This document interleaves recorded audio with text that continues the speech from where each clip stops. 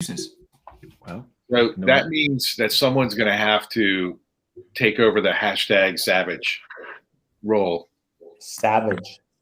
Savage. Okay. Hello, everybody. Welcome to the Digital Download. It's Fridays at 2 o'clock UK time. It's 9 o'clock US on Eastern time. And we're coming to you via the Restream.io. Let's get some quick introductions. Do you want to go first, Eric? Because you're first on my... Oh, that's lovely. Yes, absolutely. Hi, everyone. I'm Eric Doyle. I'm the co-founder of Crux Consultancy and a proud partner of DLA Ignite. Thank you for the big up there, Tim. Bro, or should I call you bro? Yeah, I'll do that. And I help management teams and organizations have their social thunk moment. Beautiful. Mike, do you want to go next? Hey, everybody, I'm Mike Garrison, aka oh boy, the Sheriff of Social, and founder of Values-Based Mindset, y'all. And this is an 11-gallon hat. That was very good. Very good. That made everything go quiet, didn't it? Lenwood. Yeah. That was great. I'm Lenwood Ross. I'm the founder and CEO of Accelerate, and we're on a mission to help everybody participate in the future of work. We're also partners with DLA Ignite. Thank you. I love that. Yeah, Thomas. Well, hello and thank you. I'm one of the new MacBook. With a new MacBook, yes, that I'm still figuring out. So if things go weird, you'll know what happened. But I'm the one of the founding partners of Social Selling HQ. I'm also a very active and proud partner of DLA Ignite. And that's it. That's all I got. That's it. Oh, thank you. So just some introductions. Will Shilton says, "Afternoon, guys." Thank you, Will. Hey, Will. And Nick says, "Afternoon" as well. Hi, Nick. We'll miss out the Tim Bro comment, and we'll move straight on to the yes, the hat is out. Just so to explain to everybody, someone called me Bro on LinkedIn today, and I had to go back to them and ask them what it meant. It's not a term. It's not a term that's in English, so I had to go back and ask them. You never heard tasty? I don't know what it means. So.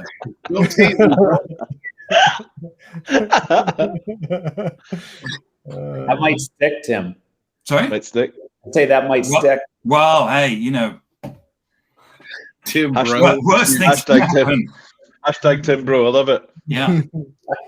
So who wants to go first? Who wants to talk about what they've seen this week? Sorry. You're all quiet. Hey, well, I'm happy to go first. Would you go first? Okay. This is actually one of my favorite topics. Obviously, companies are focused on digital transformation. In sales, they're focused on, or they should be if they're not, they're focused on digital interactions and increasing digital actions. But more and more, I'm starting to see the big time consultants, the PwCs and the Gartners talk about the importance of creating a culture that supports these digital experiences. Wow. So actually PwC is out with an article, which I'll be sharing on Monday, talking about the importance of the employee experience and leadership experience to creating a customer-centric culture. And I think even Thomas's Harvard folks are talking more about culture. My thunder over there, Lenwood. I don't mean to. I'm just a little crackle. It's a little crackle before your storm. It's tickling you, Thomas. I'm setting you up. So that's my thing. I'm very passionate about people and making sure that people don't get left behind as we go through this transformation. I love to talk about what people really need to be ready. And social selling is a big part of that, right? Big behavioral changes needed, and we want to do everything we can to help people be successful. You know, I think Len was spot on there because, you know, if you really want to capture what Len was talking about doing, what we're talking about doing, you can't just have it be in one part of the house. Every room's got to be wide open. Yeah, because social selling is just one department. So it's just if you transform your sales department to social, which is a great thing, it's still just one department. You haven't transformed your business. Well, if you haven't worked with DLA, that is true. So Lenwood, thank Yes. you. Any questions at all for Lenwood? Yeah, for sure. So Len, what I would ask you with respect to, you know, was it McKinsey that you were referring to? Which No, it's PwC. PwC. Okay. Would you say that their facilitation, as far as you understand it, with respect to the article, is consistent internally for themselves as it is for their customers? Well, I would say no.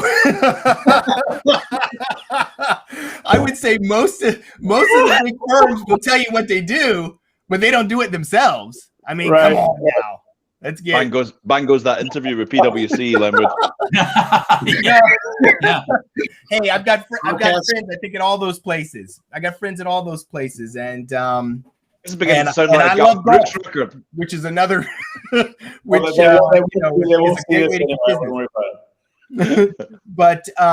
But the reality is that You're right, Mike. these firms aren't doing the things that they I mean, I'm not inside, so I can't say everything, but certainly as far as social selling, which is really, I won't say it's the first step, but it's a really important step towards breaking down silos and getting your organization focused on your customers. What better way to focus on your customers than actually talk to them? Careful. If you want to talk about customer centricity, then why don't we engage with our customers where they are, which for B2B is primarily LinkedIn and Twitter. Start having conversations with them out there about what their problems are, the potential solutions are, and use our platform, which is the amazing thing about social media, right? It democratizes your ability to communicate and get close to your customers. You can use your content to help your customers make sense of all the noise out there, and there's a ton of it. So, you know, they're still doing the white papers and they're doing the articles, which are really great.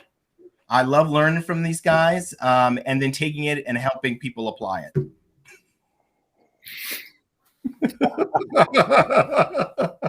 You know, that really. So, Eric, why don't you explain to people that are watching what the thunk means? Yes.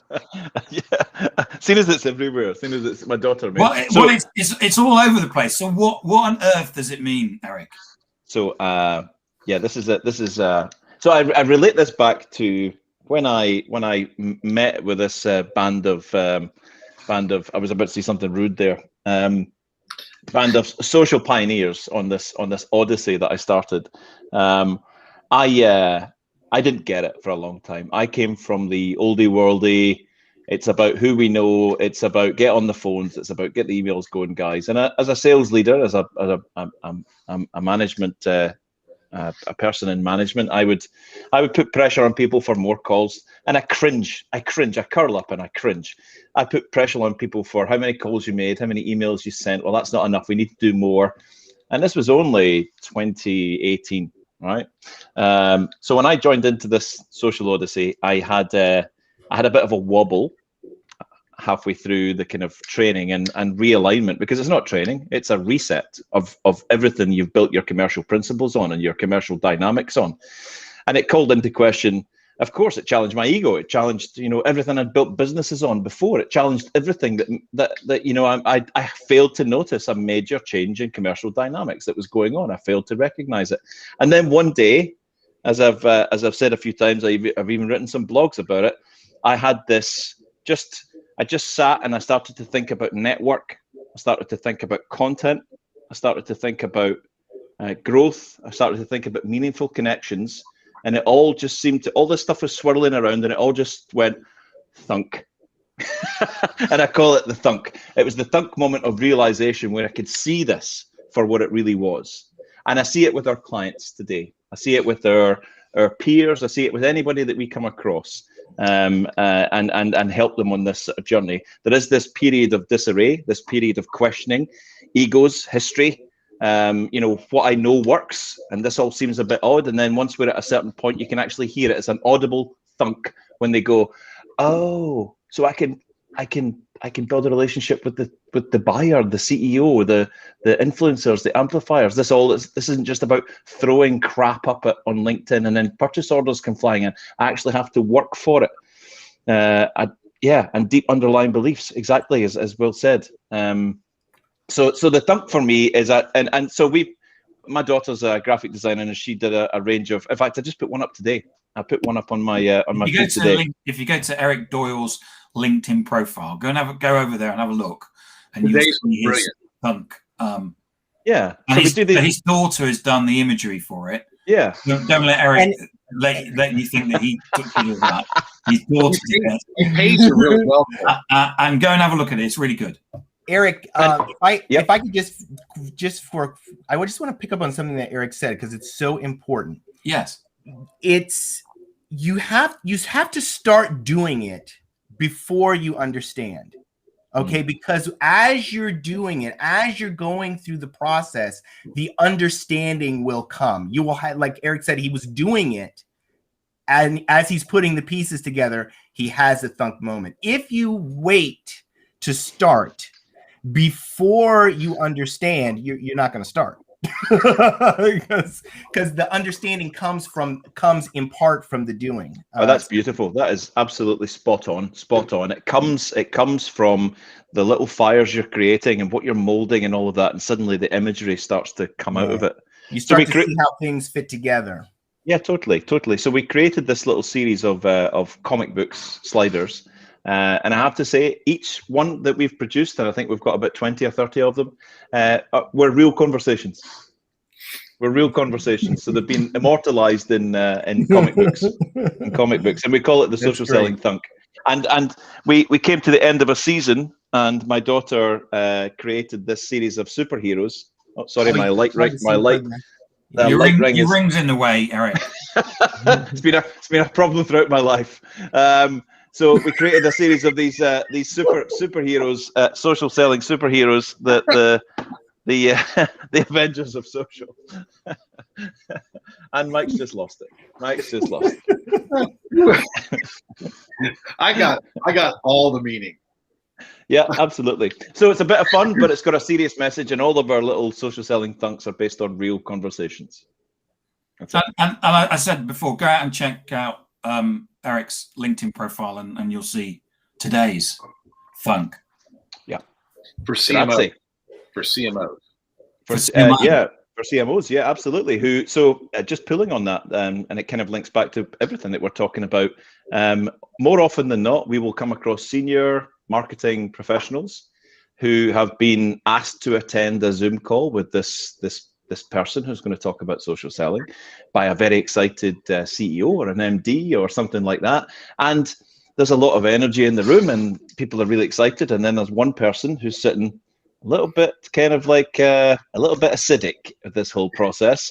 And it's more often than not a marketing professional who perhaps has missed this, and that's okay if you've missed it, that the fact that things have changed, who's still clinging on very much to this is my job, I do things my way, and the answer is more adverts, the answer is more marketing spend on the traditional things that we did before, and might be feeling the pressure because the company is now looking over going, where are our leads, marketing person? And they're struggling, right? So, and then this person appears in Zoom and is going to be the answer to all of this because we're going to change the dynamic within the organization. The fact is, once we get past that little bit of initial awkwardness and we start working with a team, the marketing person becomes our best friend. Because we put them right in the center of all of this. Right in the center. And actually, they become much more, I'm not saying that they're not irrelevant, they're irrelevant, but they become much more relevant in a modern sense. They become much more active in a different way, and the language has all changed, and they're core to all of this, right at the center of it all. So the little piece today is about the fact that, you know, yes, there will be a little bit of reticence, maybe a little bit of awkwardness at the start, but then they'll have their own thunk moment and go, oh my goodness, I'm right at the heart of this. And you know, people are producing content and I can steer this in particular seasonal themes or towards particular industries or whatever.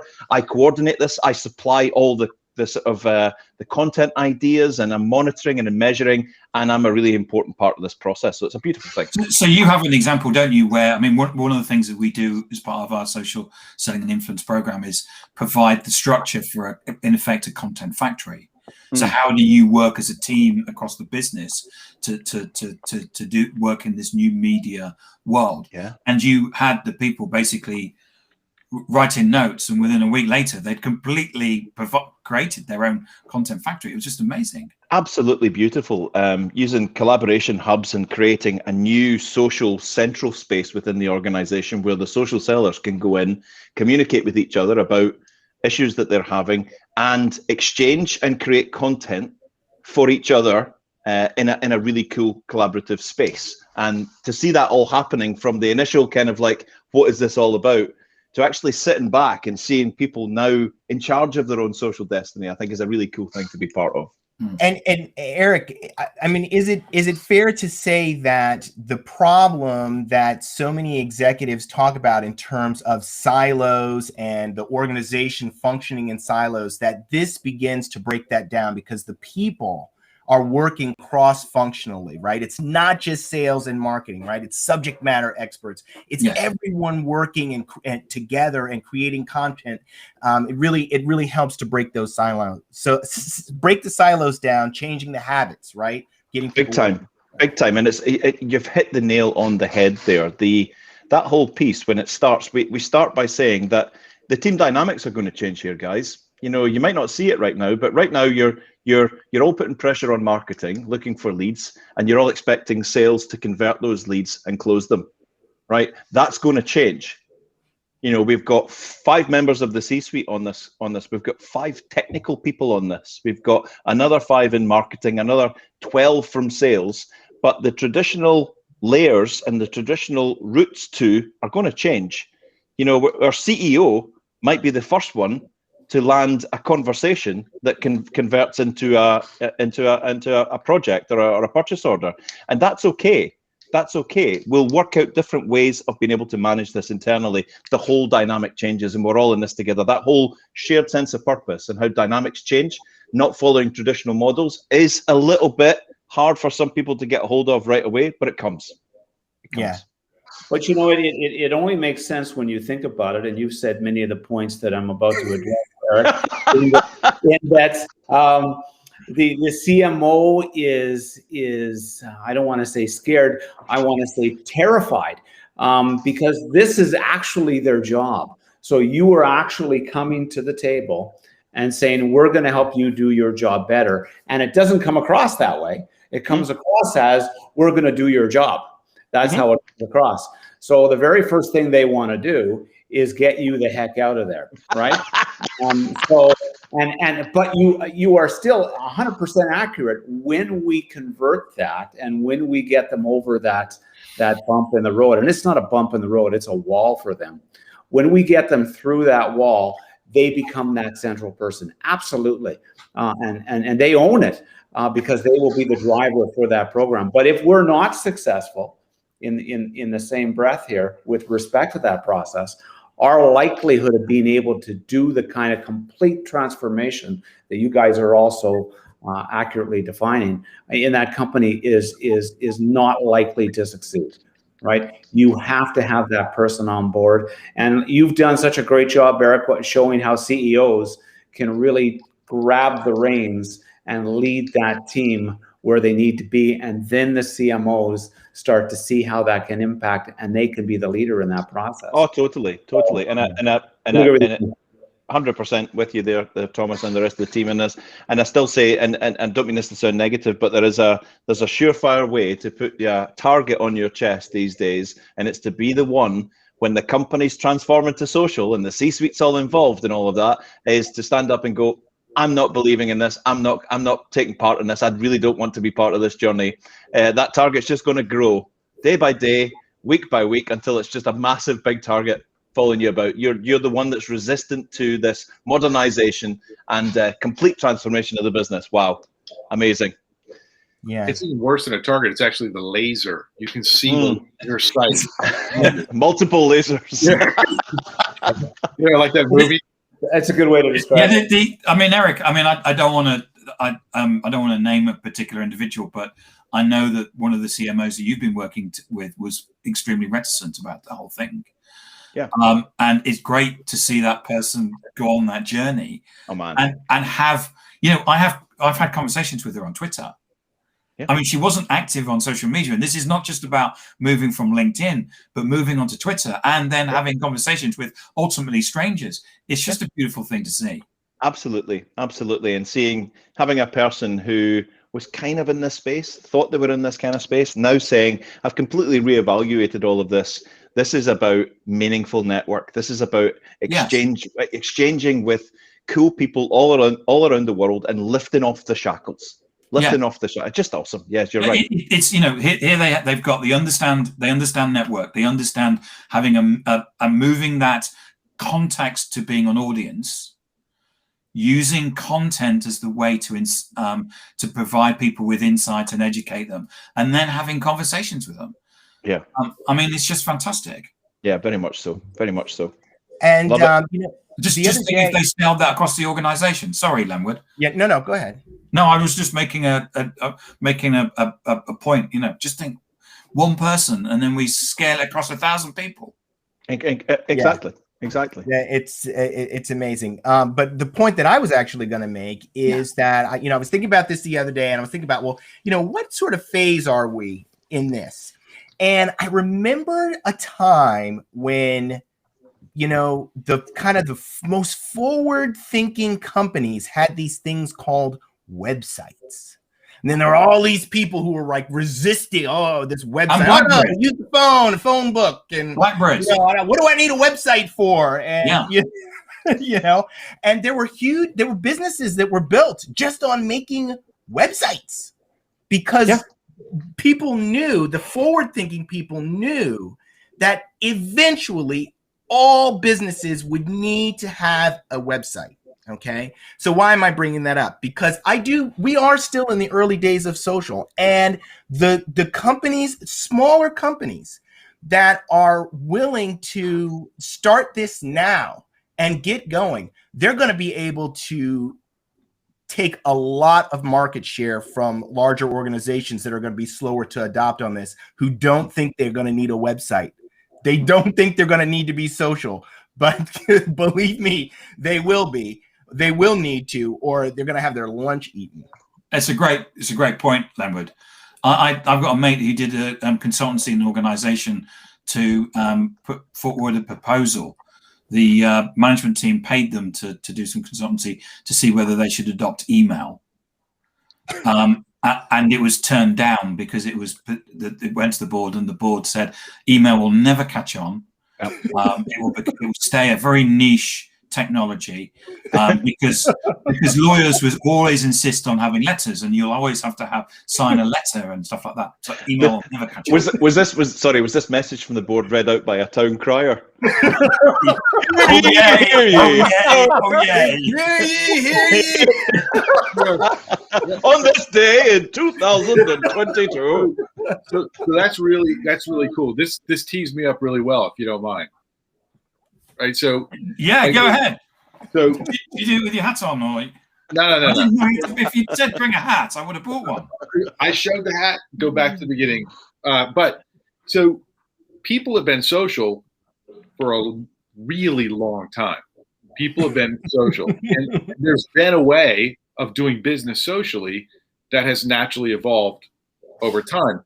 We are in the early stage of technology maturing to the point where you can do real social online, where you can be really human and you can really connect. And I agree with you guys. Like, we're at dawn of a new age of the world's oldest marketing technique. being social. And what's really important, I think, when we talk about culture, when we talk about silos, is to understand that social isn't just online. That if you have a divergent culture often online, you're going to have a problem. Because if you're not socially motivated, you're going to do the wrong thing. And I want to talk about burgers. So in the United States, we like hamburgers because they always have a special sauce. And I did a video about the special sauce, right? And the special sauce on social is actually being social. And what people don't seem to understand, companies, and I've seen this through listening to Eric and Lenwood and Thomas and Tim and everyone else, is that when you bring the advertising, interrupt, push marketing, email mindset to trying to start a conversation, it falls apart. And like in social, it's really about being welcomed into the conversation. And it's so critical. Financial advisors are my dominant market. And I just want to ask yourself, what conversation are you being welcomed to? Like I see all of these people yapping in an echo chamber. I can't remember if it was Eric that first talked about it or if it was Thomas, but the echo chamber that exists. I see a lot of, are you guys ready? Engagement occurring on LinkedIn for financial advisors. And when I click on the like react button, guess what percentage of people reacting to financial advisor comments are financial advisors? All of them. It used to be, but I checked one today, and there was actually a potential prospect on one post. And so my point is like Brother-in-law, I guess. It's crazy. But I just did the most successful post I've ever done, and it blew me away. And when you look at it, I've got a lot of views, a lot of comments, a lot of likes. But what I want people to maintain is you can click on my post about my son Saturday, and you can click the likes, and you can see just how many of my target market was interacting with me on that, because that's all I care about. Hundreds of financial services professionals and other professional service people are on there. Hundreds. And I've added 50 new connections.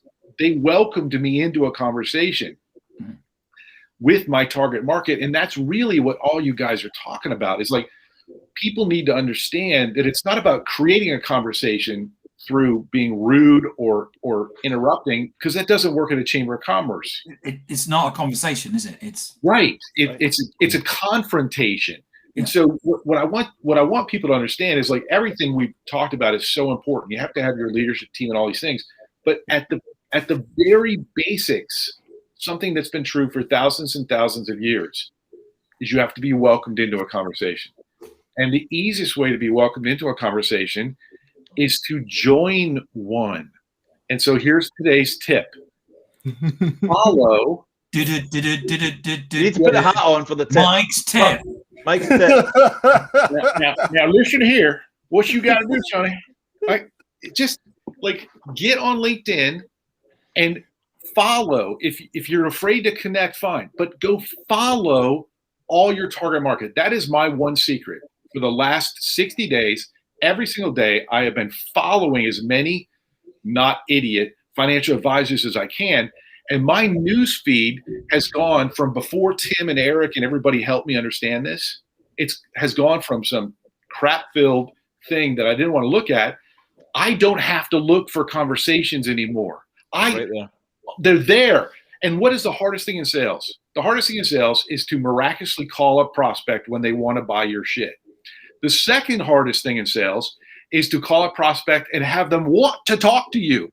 And you have to be strategic. If you want to be welcome to the conversation, set up your strategy, Eric, set up your strategy so that you see the freaking conversations. Mike, check the heart rate. Deep breaths in. Deep breaths in. I love your passion, Mike. But Eric, you helped me get this passionate about it. I mean, you dropped a great video yesterday on Mike Garrison's LinkedIn profile. Have a look tomorrow from yesterday.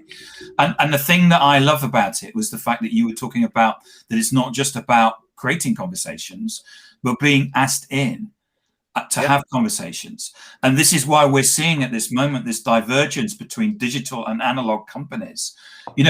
you can get salespeople onto social, and you can start trying to nickel and dime your way on social. But what you're seeing as people basically do this strategically is this divergence of analog and digital companies.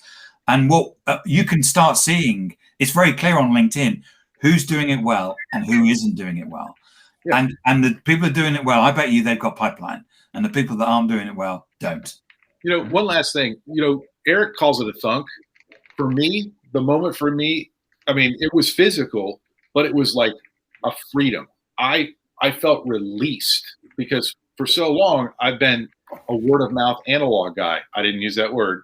I've been a word of mouth analog guy, and I looked at social and I had despair because I didn't see how what I knew worked offline could work online. And then these guys, they took the chains off, and that's why I'm so passionate, because I'm like, I'm getting to do what I love again, which is teach other people that being a human being can be valued. Fantastic. I just well said, Sheriff. Well said, Sheriff. I'm just mildly insulted. You know, Mike was offered to come onto another live. You know, other lives are available to talk about that beautiful post that he put together, because a bunch of us who might be involved with that other live thought it was a really good post, and he turned us down. Because of some so what Eric is talking about is the fact that, Eric, if you haven't seen it, you need to tune in. It's 7:45, isn't it, on Thursdays? 7:45 GMT, yeah. Yeah, in UK time. He runs something called the Breakfast Burrito, which, if you haven't seen it, and I'm not going to explain it because the best thing to do is actually get in and watch it. And he's asked Mike Garrison to go on there. The only problem is it's 3 o'clock in the morning for Mike. So. Yeah. But it's, I'm so glad you chose to share it on this one. That's at least we got to share it, right? At least we got to talk about it. Eric, would you license the breakfast burrito so we could have a East Coast version of the breakfast burrito? We'll talk about it offline, and just we'll talk about it offline. Yeah, absolutely. Yeah, maybe we could have a late, like an evening version in the UK that's actually morning. What a great idea! We can reheat it. The big burrito that you didn't finish. The big live dinner quesadilla. No, it's the leftover burrito show. Oh, boy. Hey, I just wanted to say real quick, like, personal posts work, but it's got to be within a strategy, right? And that's the biggest thing, is like, you can't share personal stuff all the time because you're going to look like everyone else that just shares pictures of flowers, right? Isn't it? See you, man. But like, was that a shot, Mike? Because I do share pictures of flowers. Were you? But not every post. So we talk about the post, but I got over 35,000 views, over 1,100 likes, which you can see. People, I don't think people realize that on LinkedIn. If you click on the likes, you can see every single person. I don't want to scare anybody off, right? And then I got like 160 comments, but it blew me away. As I told Tim earlier, my biggest problem for the last couple of days is trying to be human and respond to people. It's a good problem. Yeah. It was my little philosophical for a moment. Please, philosophical for a moment. And this is it. One of the most difficult things, psychological things that people can go through is a feeling that they're alone, particularly when they're struggling with something or it's a difficult situation. And one of the things that social media helps you do is to realize that you're not alone. There are people out there struggling with all kinds of things. And if you put yourself out there, very often you'll find those people will come out and say, hey, we support you. We're right here with you. And it can be a beautiful catalyst to developing a community. Yeah, I wept on Sunday when I saw what was happening, because I shared the post commercially because I want people to find out who I am and understand me. But like, the amount of people that private messaged me and talked to me about being a special needs parent or having a family member or a friend, the amount of these people, because we just don't talk about some of that stuff, But Mike, if you think about the typical sales situation, there's a joke, isn't there, about how do you tell if a salesperson is lying? Their lips move. Yeah. We don't like salespeople. And as soon as a salesperson looks at our our LinkedIn profile. It's horrible, it's like you want to go and have a shower or something. What you're doing is that you're actually you're putting yourself out there, and people are actually walking towards you. And this is transformational. Just think, hi, Brandon. This is transformational in terms of sales. Prospects walking towards a salesperson, connecting with them, wanting to have a conversation with them. Really? Yeah. One guy I've been stalking. Is that some sort of witchcraft? For 30 days, I've been working because there's a really huge influencer that I just knew I couldn't just direct connect. I couldn't do something fake. So I've been liking his content, following him, and interacting. And then and no real response, right? But just being polite, being social, right? And then that post happened this past weekend, and he loved it, and he commented. And I sent him a personal message back, and we are connected. And now we're talking. It could be amazing because I'm somebody that could refer him a ton of business as well. But people don't want to be connected to somebody they don't know. If you haven't seen it, go over to look at Mike Garrison's post. When did you post? Saturday. It's first on his featured. Mm-hmm. Yeah. And it's had, last time I looked, it got 1,111 likes. Yeah, it just keeps going. It just keeps going. But I think everybody's got a story like that. We're all giving you a virtual hug, Mike. It's all right. Yeah. I'm serious though. It's like I think every human being has that in them. Oh, absolutely. Every person, and it's you might be sitting there thinking, well, I don't have any stories about me like that. Actually, you do. And have you seen some of the crap that's going up on LinkedIn these days? Have you seen it? It's one of the things that we have to get across this mental barrier with our coaching clients is this. But why would writing this blog? Why would what right have I got to put this up here? What right have I got to do this? This is your space. This is your space. I don't know if you've noticed, but there's a hell of a lot of commercial interaction going on digital and social, and you're missing out on this simply by doing this and claiming your space and putting your little flag on the top of this mountain and saying, this is mine, this is me, I'm here now. It allows you to take advantage of all of this benefit, of all of this conversation and chat and influence and, dare I say it, referral and amplification and all of that you're currently, it's missing in your life. You have a right to take it, and you have a place. You have a place. Absolutely, you have a place. And funnily enough, you might get a sale from it. Interesting. Yeah. I've gotten 2 of them R words off of that post. Fantastic. Yeah.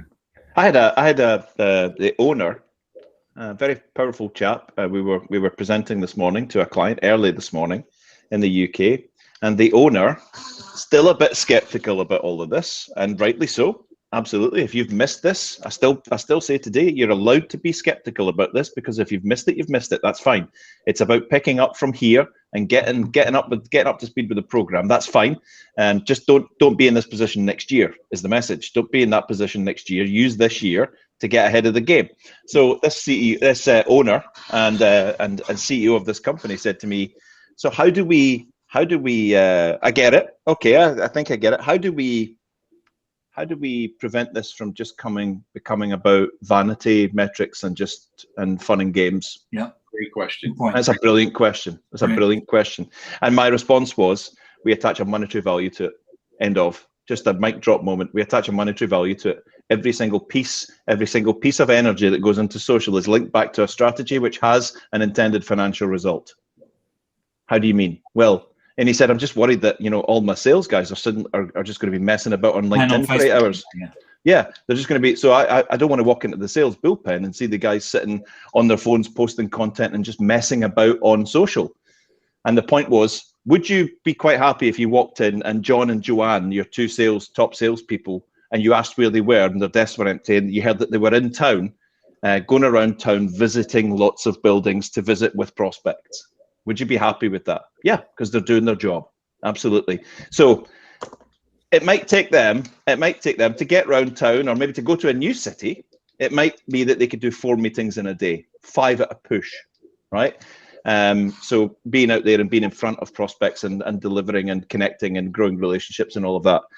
What if they could do that at their desk, and we could basically trash our travel budget? What if they could do that at their desk times 10 in a day by going to be where their prospects are, conversing with their prospects, growing relationships across the globe from that desk? So is it then now a problem that they're spending all day on LinkedIn if they are carving out commercial goodness from that experience in 8 hours? And there was this kind of like, oh, here it comes, here it comes, here it comes. Thunk. So it now no longer becomes messing about on LinkedIn and on social. It actually becomes commercially important for the organization. So suddenly it becomes, why are all those guys messing about on LinkedIn? It suddenly becomes, why don't we have a strategy on how we get people on LinkedIn more? Yeah. And that's the thing. It's like I used to, for 5 years after meeting Tim, I just would have these spurts of activity where I really tried to make LinkedIn work, and I would post all the freaking time, right? And I would write these amazing articles about how awesome I was, and no one bought. Shocking, right? Shocking. But it's so important, Eric, because what you did for them was you showed them analog, what they know works, and you said, hey, what if we amplified analog? What if we were achieving the same thing? And I would say this, instead of cold calling out in the city, right, or even just having appointments, they can have 40 conversations that they discover on purpose and then get welcomed into. And then when you have those conversations, guess what happens? When you have like friendly conversations with your target market, inevitably some of those conversations are naturally, because we're salespeople, they're naturally going to turn into what? Phone calls, Zoom sessions. And they may end up having you book trips to go install equipment as opposed to visit. Yeah. How many times do you remember back in the day? Because I think we were all in some sort of client facing. Do you remember back in the day where you'd make that, right? We're going to that big city. We're going, we're going to fly there. We're going to land there on the night before. We're going to go out for dinner. We've got taking a prospect out for dinner, and then bam, Tuesday we've got meeting number 1 at 9 o'clock. And then we're out of there and we're across town in a taxi, and we've got that other one for 11, and then we've got the big one at 2, the big one that's actually the reason for being there. You land the night before, you get a text, the big one's cancelled. Right. Yeah, the big one's cancelled. Oh, right, okay. We'll make a fist out of the other one. Make some phone calls, and we'll one of the great things that Mike that you were talking about right there that I don't think is fully appreciated, but I'll sort of amplify it right now, which is that this process inevitably takes some pressure off of salespeople, because there are so many conversations. You don't have to try to force anything, right? Yeah. You don't have to force it, because you're having so many conversations naturally that pipeline is filling pretty quickly and pretty easily, and salespeople are comfortable being relaxed and not anxious because they're scared they're not going to be able to meet the quota. Well, I think Thomas and I had a call, and both of us are, we were financial advisors. Thomas was, and I was. Oh, well, but the hardest thing was always to do is like, when does somebody want to talk about investing money? And it, unfortunately, Thomas, in my experience, it wasn't most of the day. Right? How do we find that person? How do we manage these conversations? And like you talk about pipeline, I know that a lot of us here on the call have done hardcore B2B enterprise level sales, right? And how do you maintain relevance and interest in these people when they're not actually doing a contract with you? How do you stagger and handle the volume of conversation? You can't do it analog. You just can't do it. Yep. But you can absolutely do it on social. fantastic conversation. But I want to bring in Thomas. I know what's going to happen right here. here. This is the big flourish at the end. This is Thomas I want Ross. to bring in Thomas because we got 15 minutes. So Yeah. Okay. So you got something to talk Well, about. I want to bring it all together because I've been listening, obviously. And normally you come up with some lovely mic drop. Points. It's coming. It's coming. Stop with the pressure, boys. I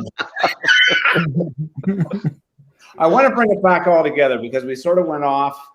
We started out in one place and we went off to another place. We started out social big picture, and then we sort of got to the CMO, and now we've been really focused on sales. And I want to bring it back full circle because social is not sales. Sales can use and leverage and take advantage of social, but social is everything. And social is all encompassing.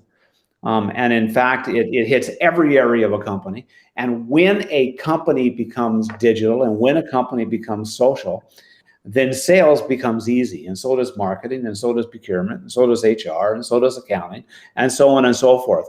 Social is a big picture thing that bleeds through everything. And as Tim so rightly said at the outset of today's talk, if it's just in sales, it's not going to work. If it's just in any one area, it is not going to work. A digital transformation starts at the top and bleeds down. And social will hit every department and have an amazing, crazy impact.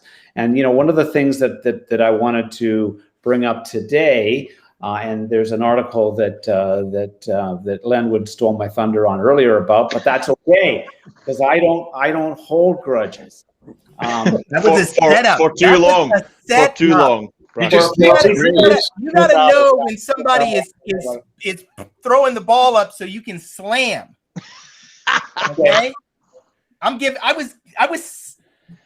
that's the slam, man. All I would say, we're good, Lenwood. I appreciate that. But anyway, the article is from Harvard Business Review, and the point isn't Harvard Business Review. The point is that there's many articles like this now, and we've all talked about it, whether it's McKinsey or Mercer or Deloitte or Gartner or Forrester and so on and so on and so on and so on. And the fact is that at the corporate level, at the high levels, right, where the gods live and play, social and digital is now understood to be the thing. Right. So all of us have been working this for some time, some of us longer than others. And that was not true. We did not have Deloitte and Gartner and Forrester writing the kinds of things 5 years ago that they are writing right now. And that article from Harvard Business Review breaks out and speaks to what a company needs to do to take advantage of digital in the online world. As it relates to marketing and sales and customer experience and all those things, which we talk about every single day, every minute of every day, sometimes to the point where people might want to say, hey, is there something else we can talk about? But nonetheless, right, it's very true that this has now become the norm, right? And I think we do ourselves a bit of a disservice sometimes. And I say this with all due respect to everybody except for Lenwood, that this is not just about sales. Sales is simply one small component. And when the organization becomes digital, becomes social, and starts to do all those great things and reaches out and creates not just one individual becoming human, as Mike has done such a wonderful job in doing, but the company becomes human. This is a company of human beings. And we're all out there and we're promoting the business, not because they sign our paycheck necessarily, but because we believe in what they do and we're here because. Such a great point. And there's never been a day like today. You made up now, have you? Yes. Well, I've made up.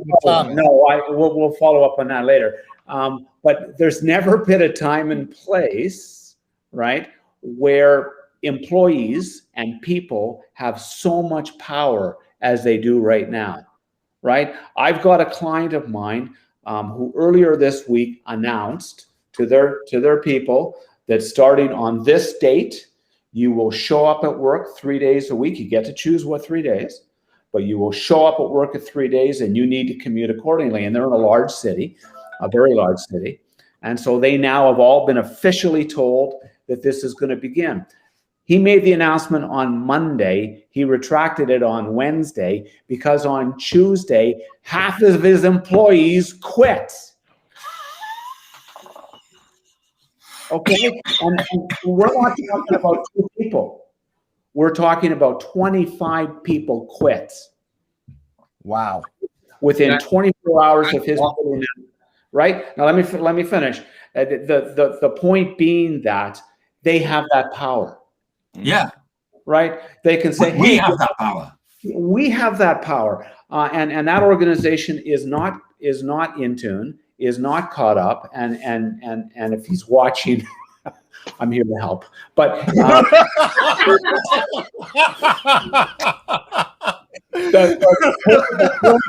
our phone's ringing, Thomas. all our phones are ringing. Yeah. But in any case, he retracted that on the Wednesday and said, on second thoughts, what we're thinking is whatever you want to do is good. And if you want to work from home full time, that's good too. So just let us know how you'd like to work, and we will find a way to make that work. Now, what's happened from then, I have no idea. But all I'm telling you is that when an organization becomes social, not only do they have the power in their market with their brand, but they have the power with their people, and their people want to work there. And I don't think anything more powerful than that. Yeah, you made so many great points, Thomas. I mean, and it's amazing how many great points you made in that rant. But there is one thing that I would like to grab hold of. A lot of great points, and that's the impact of social. I don't think that it's fully appreciated by the C-suite, but I call it the third pillar of digital transformation. First being mobility, second being cloud, and now third is social. I mean, it's not. When cloud first started, it was kind of like this thing that was like off to this. It wasn't, people didn't think that it was going to become like the whole kit and caboodle, like everything was going to become cloud, right? But that's what I mean. And I mean, big organizations didn't see it. I remember when Dell and EMC Dell bought EMC, and they had this huge, it was on premises. I remember it's a big production. It's all on premise. Within a year, they had to change their entire strategy because of the cloud. And it hurt. So huge companies miss it. Yeah. But this is the same size of seismic shift. It is.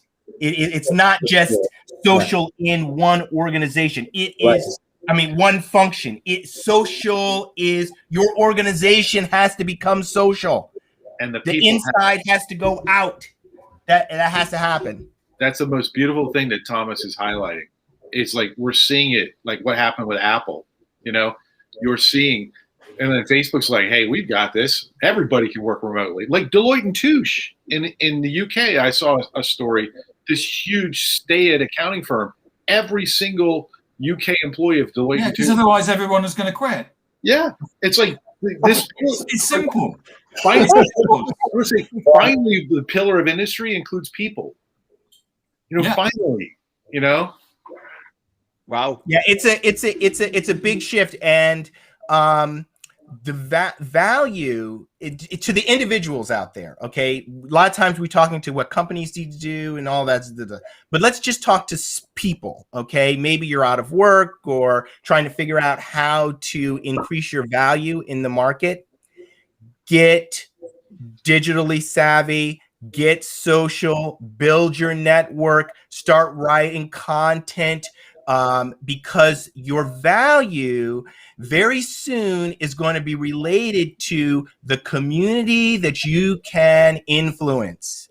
And that the people out there who have a community that listens to them and responds to their recommendations, those people are going to have more value in the marketplace, and they're going to be able to command a much higher rate than other folks. I would add to that, Len. By the way, we're friends again. I just wanted to awesome. Bad going out there.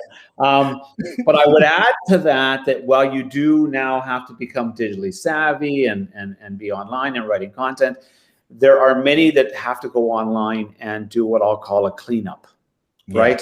So whether it's their old Instagram page or their old Facebook page or whatever it may be, you need to know, and this has been true for a while. This is not some big announcement that I'm making, that people are looking at your profile.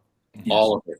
For any given reason. It could be a bank loan. It could be a job. It could be you're meeting your mother-in-law. I mean, it could be anything. They are looking at your profile, and what you put there is what they see. And you need to think about that, because if they see you, at the bar with all the boys and girls doing whatever you do at the bar, that may not be the image that you want to put forward. So it's less about me saying what's good or bad, because that's irrelevant.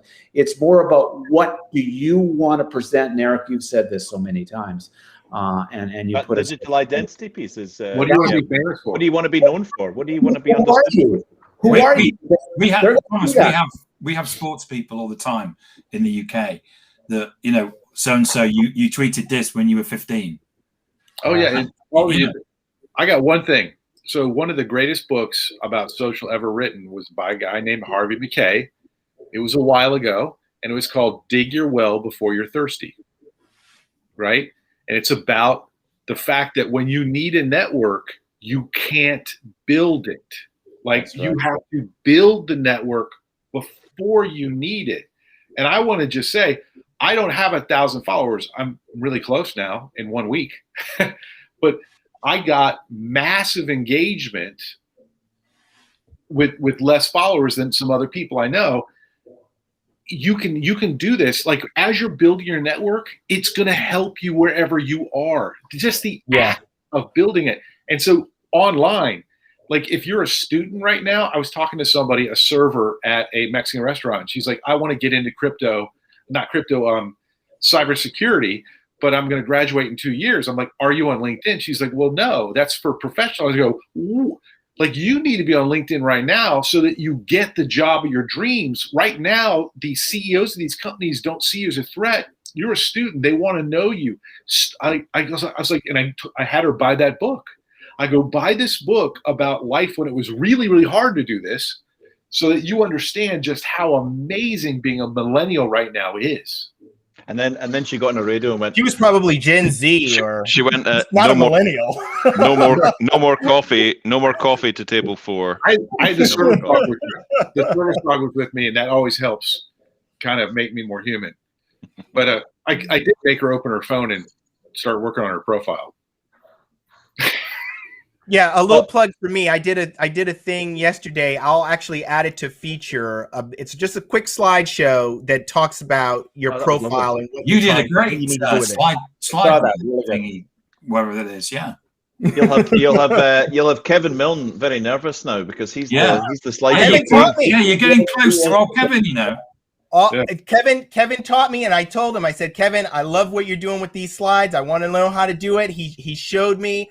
I gave him the big up. I big upped him. I said, hey, Kevin Milne taught me. He's big upped him.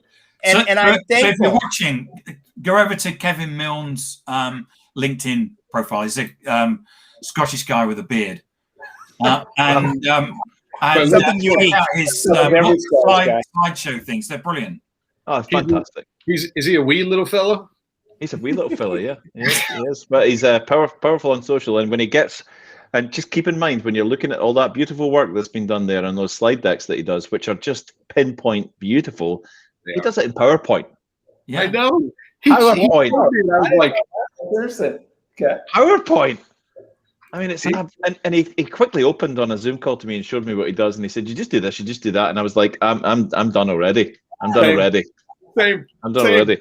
If I don't just start a new slideshow and put massive text, hello, good morning, that's it, I'm done. I'm done. Any question? Undaunted. If Lenwood can do it, then we're all good. Oh, it's still there. It's still raw. It's still raw. Whoa. Yeah. I'm going to hire somebody. At least Eric is a marketing genius, you know. So anyway, thank you so much for tuning in, everybody. Thank you to it's a bit like the Celebrity Squares. Yeah. Thank you to Eric. Thank you to Mike. Thank you, Thomas. Thank you to Lenwood. Thank you to Will, Brandon. We could do with Nick, who's gone. Sandy. Thank you for everybody for tuning in. And if you're watching this as a record, why don't you join us when it's live?